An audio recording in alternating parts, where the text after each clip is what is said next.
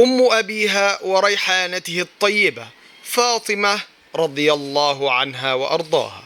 بعد الحمد لله والصلاة والسلام على سيدنا رسول الله صلى الله عليه وسلم أشرف خلق الله، لا تنسوا ترك تعليق بالصلاة والسلام على حبيبنا رسول الله صلى الله عليه وسلم، كما نسألكم الدعاء لنا ولجميع المسلمين، ولا تنسوا الصلاة على خير الأنام، لأنه من صلى عليه صلاة صلى الله عليه بها 10.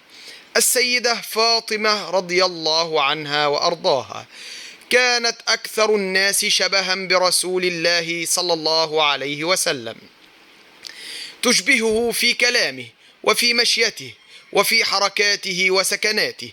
كان وجهها من حيث الشبه مثل وجه النبي صلى الله عليه وسلم، وجهها كأنه قطعة قمر يضيء البيت بلا مصابيح، لذلك لقبت بأم أبيها. وقال عليه أطيب الصلاة والسلام: فاطمة بضعة مني، أجمل نساء العالمين وسيدة نساء أهل الجنة، بيضاء اللون مشربة بحمرة، طويلة القامة، تميل إلى النحافة من كثرة عبادتها ومن قلة تناولها للطعام والشراب، تحمل بعض الملامح من أمها السيدة خديجة رضي الله عنها وأرضاها، كما تحمل بعض الملامح الجسدية من جدتها السيدة آمنة بنت وهب. وتقول أم المؤمنين السيدة عائشة رضي الله عنها: كان النبي صلى الله عليه وسلم وفاطمة إذا استدبراني لم أعرف من فيهما يكون النبي عليه أطيب الصلاة والسلام، ويعني إذا وقف النبي عليه أطيب الصلاة والسلام وبجواره السيدة فاطمة وأعطوا ظهرهما للسيدة عائشة رضي الله عنها لم تستطيع أن تفرق بينهما، وذلك من شدة التشابه بين السيدة فاطمة رضي الله عنها وأبوها رسول الله عليه أطيب الصلاة والسلام.